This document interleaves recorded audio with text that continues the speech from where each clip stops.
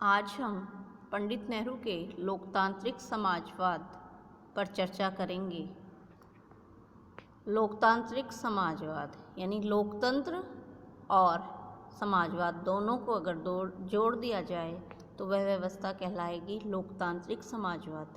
सर्वप्रथम हम चर्चा करते हैं लोकतंत्र पर।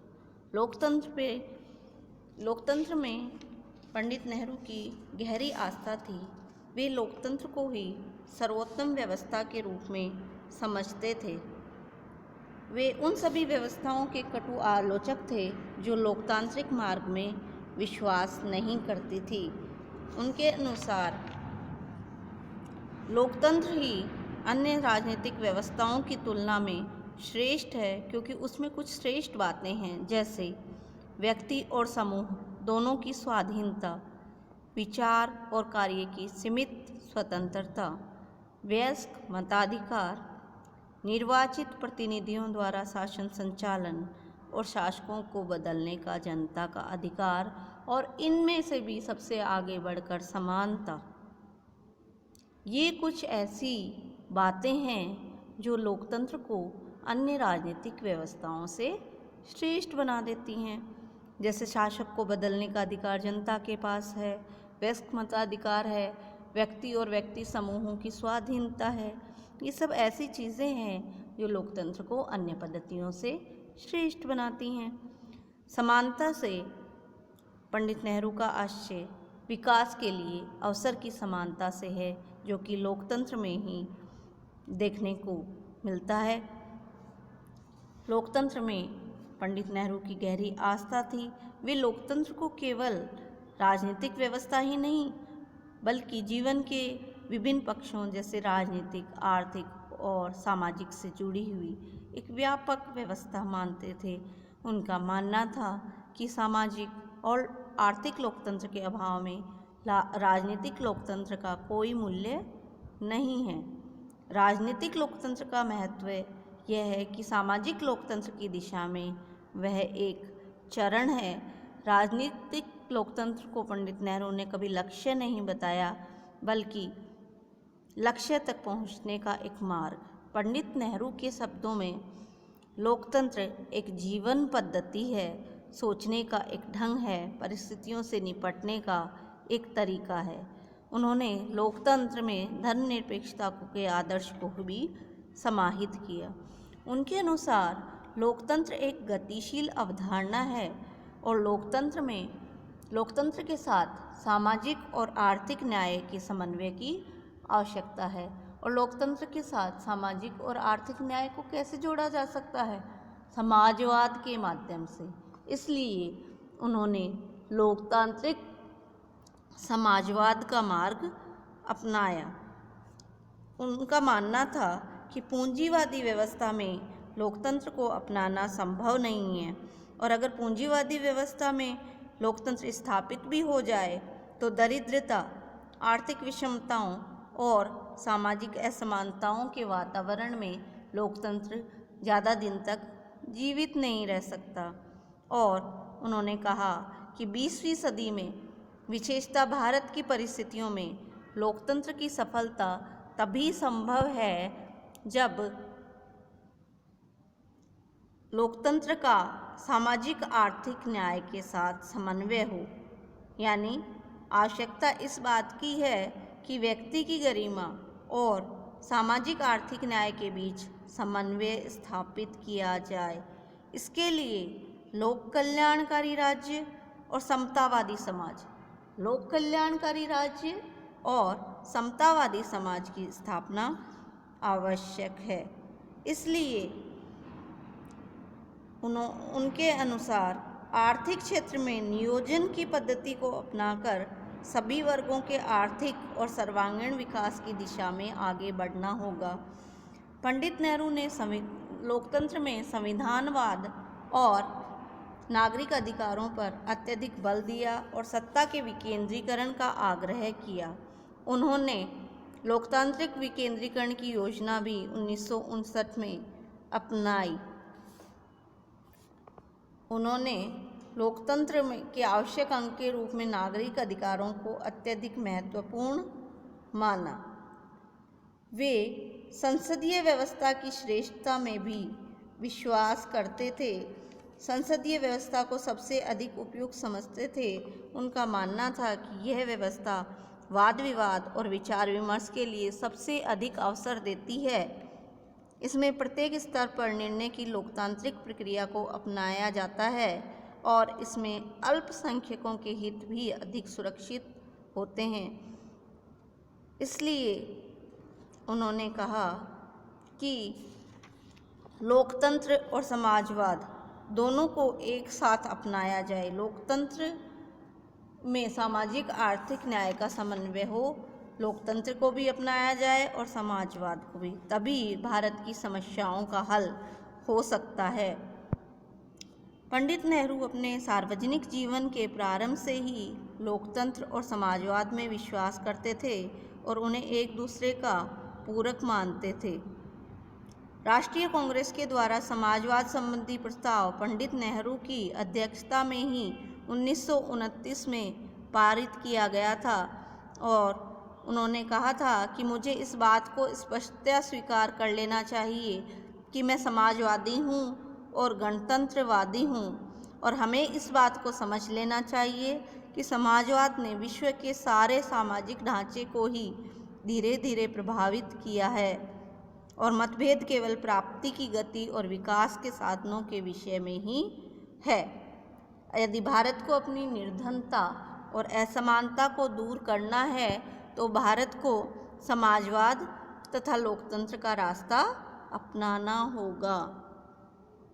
उन्होंने कह दिया था कि दुनिया की और हिंदुस्तान की समस्या का एक ही हल है और वह है समाजवाद। उन्होंने कहा कि राजनीतिक क्षेत्र में लोकतंत्र और आर्थिक क्षेत्र में समाजवाद के बीच समन्वय ही लोकतांत्रिक समाजवाद है। ध्यान से सुनिए, राजनीतिक क्षेत्र में लोकतंत्र और आर्थिक क्षेत्र में समाजवाद के बीच समन्वय ही लोकतांत्रिक समाजवाद है। इस व्यवस्था के अंतर्गत उद्योगों तथा उत्पादन के अन्य साधनों पर राष्ट्रीयकरण और समाजीकरण के आधार पर समस्त समाज का स्वामित्व स्थापित किया जाना चाहिए और आर्थिक व्यवस्था का संचालन समाज के सामूहिक हित को ध्यान में रखते हुए किया जाना चाहिए। समाज के निम्नतम वर्गों के जीवन स्तर को ऊंचा उठाया जाना चाहिए और सभी व्यक्तियों को के लिए रोजगार की व्यवस्था करनी चाहिए तथा ऐसा प्रबंध किया जाना चाहिए कि कोई व्यक्ति अथवा वर्ग अपने आर्थिक साधनों के बल पर समाज के किन्हीं अन्य व्यक्तियों के जीवन पर अधिकार स्थापित ना कर ले। पंडित नेहरू ने हमेशा इस बात पर बल दिया कि आर्थिक क्षेत्र में इन लक्ष्यों की प्राप्ति लोकतांत्रिक मार्ग को अपनाकर ही की जानी चाहिए। यानी लोकतांत्रिक मार्ग अपनाना है और जो समाजवाद है, आर्थिक क्षेत्र में समाजवाद की स्थापना करनी है और राजनीतिक क्षेत्र में लोकतंत्र की, और यह समन्वय ही लोकतांत्रिक समाजवाद है। लोकतांत्रिक समाजवाद मानवीय मूल्यों पर आधारित है और यह राजनीतिक क्षेत्र में उदारवाद में विश्वास करता है।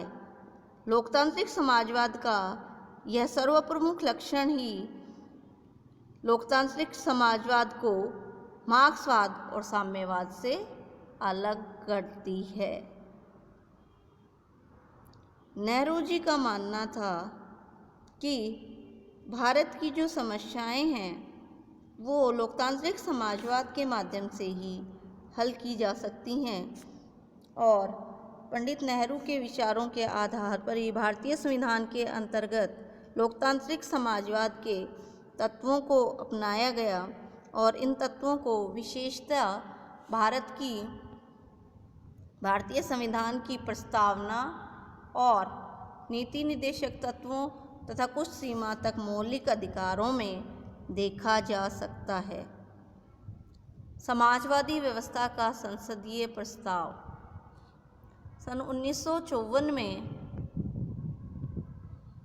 केंद्रीय संसद ने एक प्रस्ताव द्वारा भारत में समाजवादी व्यवस्था की स्थापना की और भारत में समाज व्यवस्था की स्थापना योजनाओं का लक्ष्य घोषित किया और एक लोक कल्याणकारी राज्य के निर्माण का संकल्प लिया। अबाड़ी कांग्रेस का जो प्रस्ताव पारित किया गया था उसमें पंडित नेहरू के ही प्रमुख प्रयास थे। सन 1955 में अबाड़ी कांग्रेस में प्रस्ताव पारित किया गया था कि संविधान की प्रस्तावना व नीति निर्देशक तत्वों की क्रियान्विति के लिए योजना द्वारा समाजवादी ढांचे के समाज की स्थापना की जाए, जिसके अनुसार उत्पादन के प्रमुख साधनों पर समाज का स्वामित्व और नियंत्रण रहे, उत्पादन में वृद्धि हो और राष्ट्रीय संपत्ति का समुचित वितरण संभव हो सके।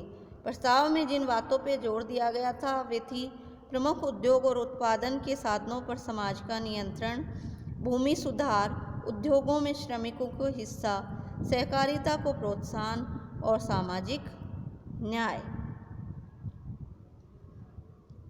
इस प्रकार एक समाजवादी सहकारी राज्य के निर्माण का प्रस्ताव पारित किया गया।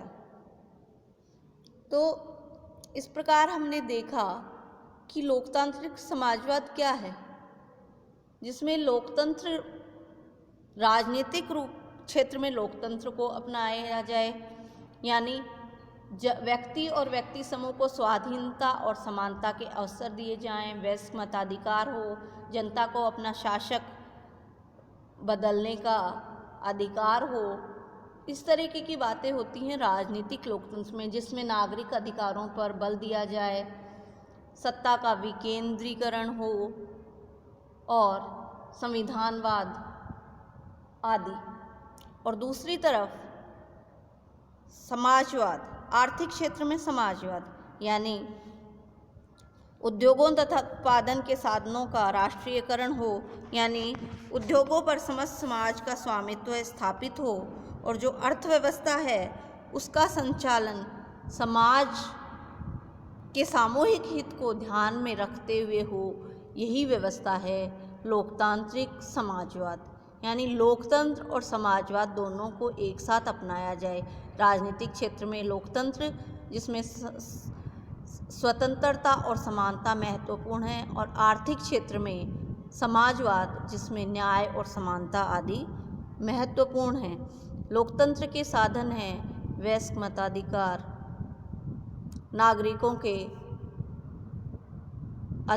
नागरिक अधिकार और समानता, अवसरों की समानता और शासक को बदलने का जनता का अधिकार, संविधानवाद आदि। और वहीं समाजवाद में जो उत्पादन के साधन हैं उन पर संपूर्ण समाज का स्वामित्व स्थापित हो और अर्थव्यवस्था का संचालन संपूर्ण समाज के सामूहिक हित की दृष्टि से हो। दोनों को अगर मिला दिया जाए तो उससे शोषण और असमानता समाप्त हो जाएगी और एक अच्छी व्यवस्था की स्थापना होगी। और लोकतांत्रिक समाजवाद एक श्रेष्ठ अवधारणा है और नेहरू जी ने कहा था कि भारत का मार्ग लोकतांत्रिक समाजवाद का ही हो सकता है, पूंजीवाद या साम्यवाद का नहीं हो सकता। सामाजिक आर्थिक लोकतंत्र की स्थापना समाजवाद के द्वारा ही की जा सकती है और इसके लिए उन्होंने योजनाओं पर बल दिया। पंचवर्षीय योजनाओं में जो लक्ष्य स्थापित किए गए थे और नेहरू जी ने समाजवाद पर सदैव बल दिया। लोकतंत्र और समाजवाद दोनों में ही उनकी गहरी निष्ठा थी और इस प्रकार वे लोकतांत्रिक समाजवाद के प्रतिपादक बन गए। भारत की जो समस्याएं थी जैसे निर्धनता, असमानता, इनका हल वे लोकतांत्रिक समाजवाद के मार्ग को अपनाकर ही खोजना चाहते थे। इन समस्याओं का हल वे लोकतांत्रिक समाजवाद के मार्ग में ही पाते थे, इसलिए उन्होंने लोकतांत्रिक समाजवाद पर बल दिया। धन्यवाद।